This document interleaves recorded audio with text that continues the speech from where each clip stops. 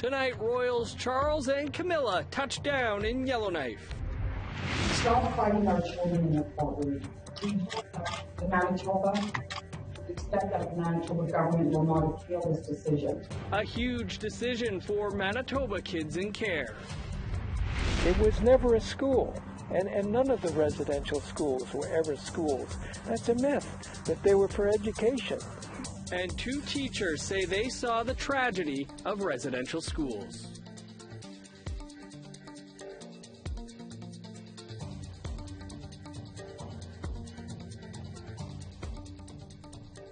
Good evening, I'm Dennis Ward. Welcome to APTN National News. Chantel Moore's family is relieved it's over. Today, an inquest jury ruled her death was a homicide. Angel Moore has the latest. For the last 4 days, Chantel Moore's family sat through testimony, and today the jury ruled that Chantel's death was homicide and made a number of recommendations. It's the last day of a 5-day hearing. The inquest revealed details of the night Chantel was shot and killed by an Edmundston police officer. Chantel's mother, Martha Martin, sobbed. Martin is relieved the inquest is over.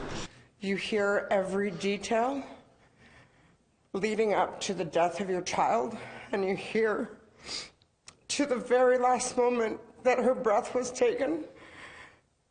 It was like having your heart ripped out twice. It was like having your child taken away twice.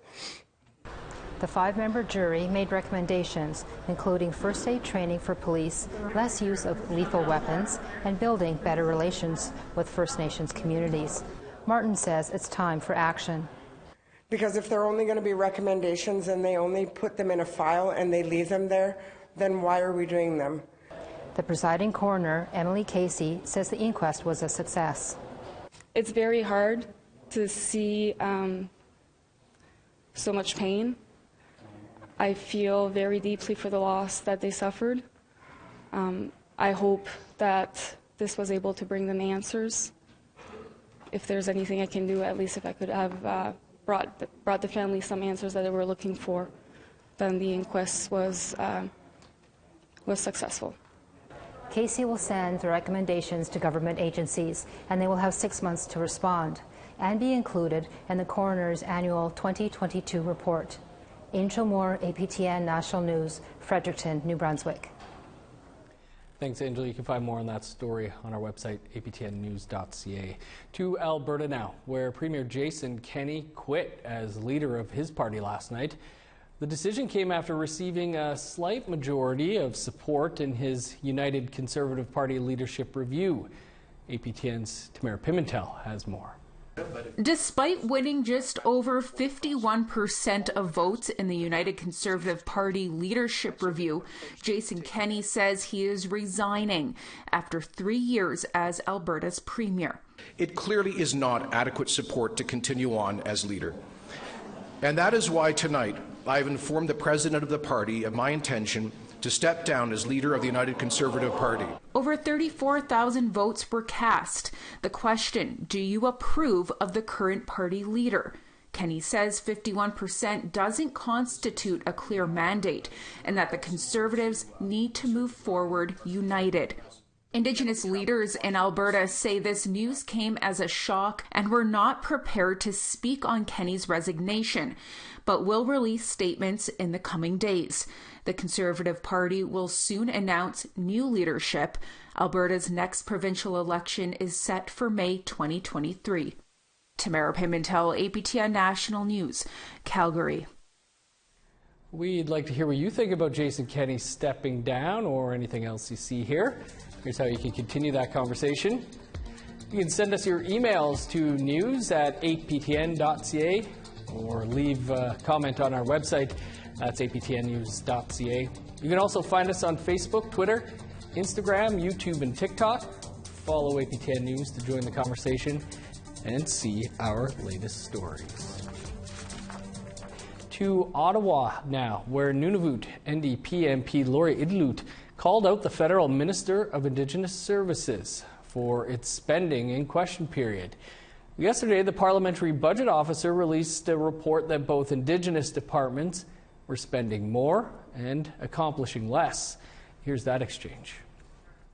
I have asked this government many times about programs and services towards the betterment of Inuit, First Nations, and Métis.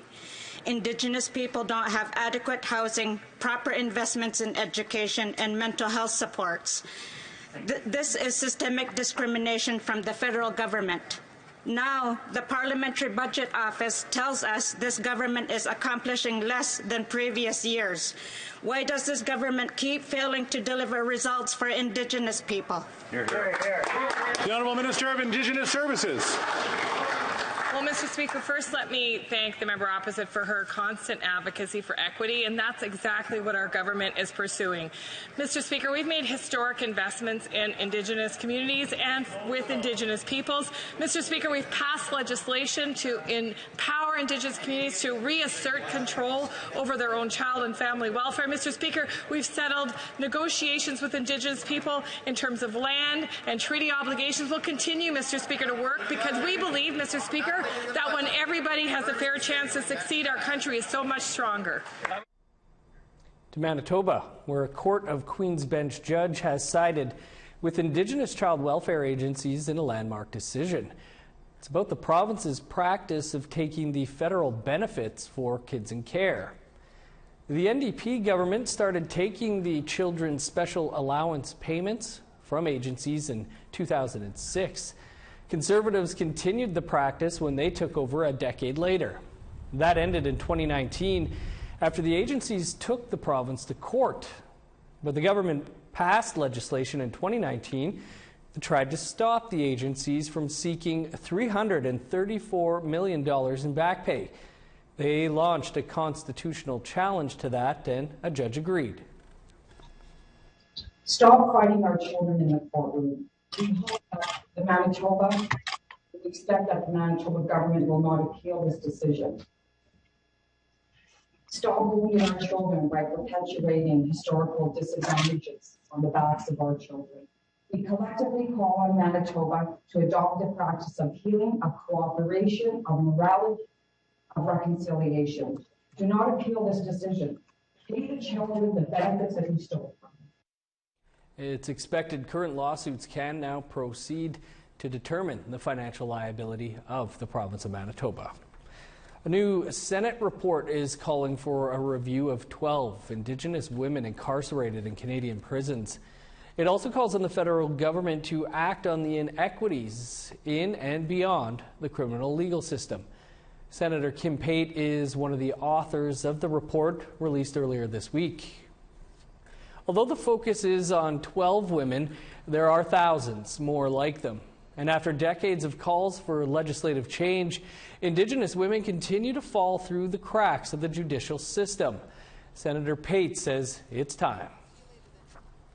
Canada has been cited for the genocide that's been visited on Indigenous people, particularly Indigenous women.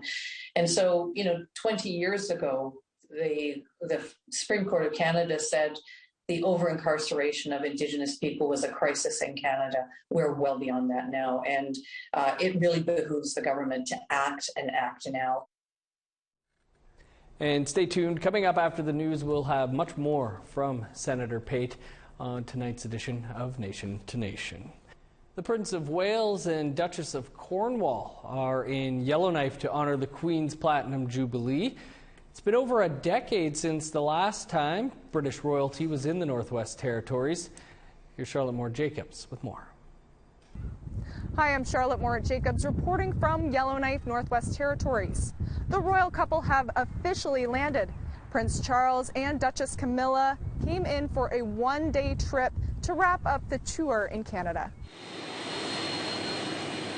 They rolled out the red carpet and were greeted by Yellowknife Mayor Rebecca Alty, NWT Commissioner Margaret Tom, and presented flowers wrapped in birch bark from Sahai-A May Talbot, a familiar face to APTN in a fight for federal and territorial recognition of her traditional name and traditional spelling.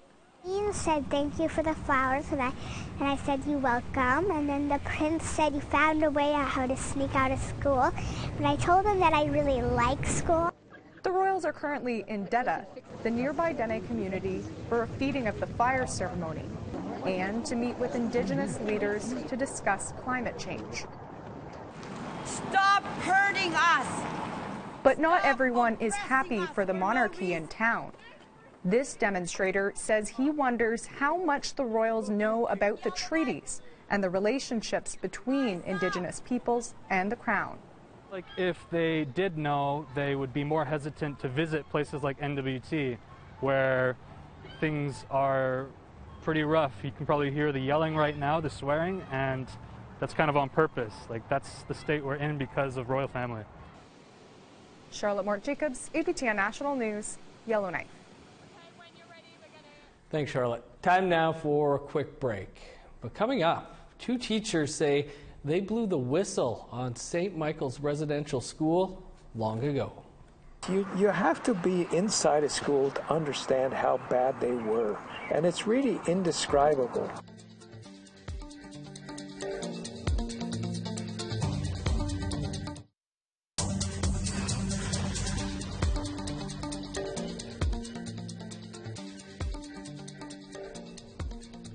Welcome back.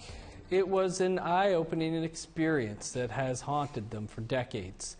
Back in the 1970s, Nancy and Dan Rubenstein spent 4 months working at an Anglican-run residential school in British Columbia. They spoke out about the abuse there and were fired. Now, almost 50 years later, they're finally speaking out about their experience. Here's Lindsay Richardson with more. The Vietnam War played a huge role in our lives. Dan was home working on an application to become a conscientious objector. We met in a student pub and started talking. Dan was writing, I was reading, and we started talking, and we put together the 2 quarters. Each of us carried a quarter in case we had to make an emergency phone call, and we shared a beer, and that was the start of things. The year 1970. Dan and Nancy Rubenstein, young and in love. They left the unrest in the U.S. and came to Western Canada. Friends urged them to apply for immigrant status, except they said you have to get jobs, real jobs. Perfect timing. A school to the north of Vancouver Island needed child educators. So the couple applied and were flown out to Alert Bay, a village of less than 500 people. Their first impressions, long-lasting. We walked in and the smell, just the smell of mold and the smell of stale air. You have to be inside a school to understand how bad they were, and it's really indescribable. They had arrived at the Alert Bay School, also known as St. Michael's Residential School, the largest institution operated by the Anglican Church. And we thought, well, these kids are far away. But then the shock, we realized that 1/3 of the kids were from Alert Bay. They never saw their parents. They were cut off from this rich Aboriginal culture. Why were they there? This became clearer on one of their first nights at St. Michael's. And then an Indian agent brought in 4 children, 2 little boys and 2 little girls. And they were frightened. They were standing, holding hands. Beautiful little kids. And the matron took a heavy pair of shears from her pocket, and she started cutting the hair off the little girl, and then she cut off all her clothes. Matron picked up all the clothing and the hair and threw it into the firebox, and there was a whoosh, and the flames shot up, and the children just gasped. Conditions didn't improve after intake. The final report of the Truth and Reconciliation Commission details how children at St. Michael's were underfed, humiliated, and subjected to severe beatings from teachers and other students in an attempt to assimilate them, a reality in contrast to the narrative about residential schools popularized decades ago. Spiritual as well as educational needs are catered to at this flourishing modern school for Canada's young Indians. And though hard to tell from photos the Rubensteins took at St. Michael's, there was a lot of sadness. And he continuously told us that the Indigenous children were tough, and we had to keep them in hand with discipline, and more discipline, and consistency. The Rubensteins compiled a list of concerns, presenting it to the school administrator. And he was furious, and he said Dan shouldn't even be allowed to speak. He's not Christian, he's not Canadian, and he and Nancy have only been here 4 months. The next day, they were fired. Not an uncommon story at St. Michael's, which lost more than 58 employees in the decade before the Rubensteins arrived. TRC commissioners couldn't compel former employees to testify, so most didn't. Nancy and Dan felt the need to speak out about why they left, so they put it down on paper. It was never a school, and none of the residential schools were ever schools. That's a myth, that they were for education. There was nobody in that whole system that the kids could turn to. Their memoir, St. Michael's Residential School, Lament and Legacy, was released just as hundreds of unmarked graves were discovered in Kamloops. A déjà vu for the Rubensteins. We had heard, even back in Ellery Bay when we were there, we had heard that there were children buried in the woods behind the school. And we'd hoped that wasn't true. We heard that from the children. Back in February, the Namgis First Nation in Alert Bay announced they are working towards searches on the former school grounds. While the St. Michael's story is far from over, the Rubensteins hope their experience and discussion of it will have its place in a new era of accountability. It was just like this jagged piece of life that didn't fit into the rest. You can see our emotion. If we're affected as people of 20 who didn't suffer anything like the kids did, how would they feel? And how, you understand how it gets in your system. Lindsay Richardson, APTN National News, Ottawa. The National Indian Residential School Crisis Line is available for survivors and others who might need support. That number is 1-866-925-4419. Time for one more quick break. Coming up, a longtime Indigenous leader has passed away. I would have to say that it was his love for his people that he wanted to, I don't think anybody had bad words about Robert that I know of.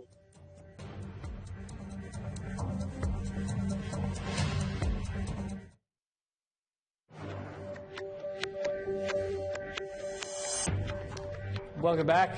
Time now for our photo of the day. And here's something we haven't seen before on our photo of the day. Tim Northack sent in this shot of the Nappy Rocks. These formations are located just west of Okotoks, Alberta, and the area holds a spiritual significance to the Blackfoot peoples of the area. Been there? Beautiful place. Do you want to be featured as our next photo of the day? Email your photos to share@aptn.ca. And as warmer temperatures head our way, we expect lots of great photos to come. Now let's take a look at Friday's weather forecast. Starting on the East Coast, 17 for Charlottetown and Halifax. 12 in Kuujjuaq, 8 in Nain. 26 with showers in Montreal, rain, and 16 for Chibougamau. Rain and 18 for Sault Ste. Marie, showers and 20 for North Bay. More rain in Thunder Bay, a high of 21, 14 with showers in Sioux Lookout. Cloudy and 6 for God's Lake, Norway House, and the Paw. More rain in Winnipeg, a high of 6. Chance of snow in Dauphin with a high of 6. 6 with rain in Regina, 7 with showers in Saskatoon. 12 in Uranium City, 7 in Meadow Lake. Over in northern Alberta, 13 for High Level and Peace River. 11 in Edmonton, 8 with showers for Lethbridge. Rain and 15 in Vancouver, rain and 20 in Kamloops. Cloudy and 13 for Prince George, 15 for Dease Lake. 12 in Old Crow, 16 for Whitehorse. Sunny and 14 in Yellowknife and Norman Wells. 0 for Sax Harbor, plus 2 and cloudy in Paulatuck. 0 with snow in Chesterfield, plus 1 and snow in Arviette. Minus 9 with snow in Resolute, minus 1 in Igloo Lake.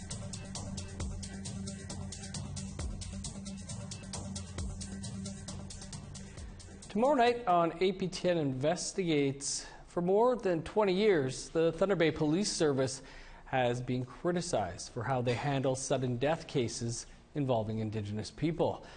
14 of those cases are now being considered for reinvestigation by the Ontario Attorney General. Among them is the death of Robert Musco-Tawene. In Business as Usual Part 1, the Investigates team meets with his son, Ronald, who is still waiting for justice. Here's a preview.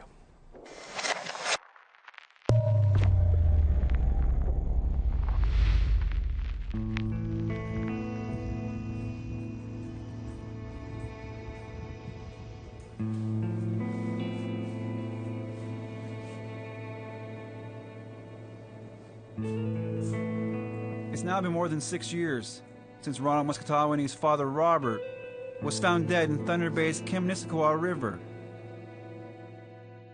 His sudden death case is one of 14 that are being considered for reinvestigation by Ontario's Ministry of the Attorney General.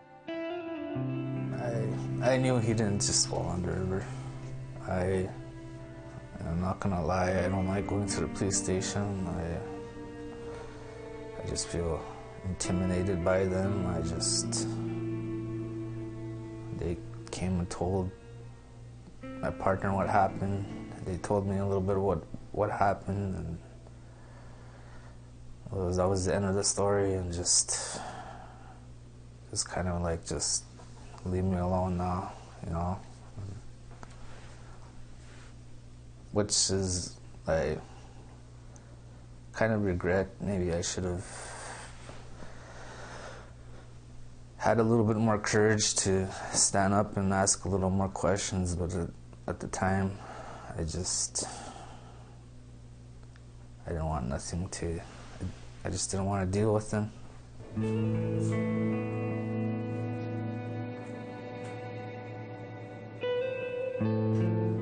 Business as Usual Part 1 airs tomorrow night right here after the news. The former National Chief of the Congress of Aboriginal Peoples passed away recently from cancer. Robert Bertrand served as the leader of CAP for 6 years. Bertrand had a long career as a federal MP for the riding of Pontiac-Gatineau-Labelle in Quebec, served as a parliamentary secretary to the Minister of National Defence. His decades of experience proved beneficial when he took the lead for the Congress of Aboriginal Peoples. According to National Chief Elmer St. Pierre, Bertrand's work and commitment to serve was instrumental, and he will be missed. I would have to say that it was his love for his people that he wanted to, you know, I don't think anybody had bad words about Robert that I know of. He was always kind. He was always looking after and trying to figure out how we can better our grassroots people's lives. And our condolences to Robert's friends and family. That's all the time we have for your APTN National News for this Thursday. For news anytime or more on anything you've seen here, visit our website, aptnnews.ca. I'm Dennis Ward. Thanks for being with us. Stick around. Brett is up next with Nation to Nation. Have a good night. We'll see you back here tomorrow.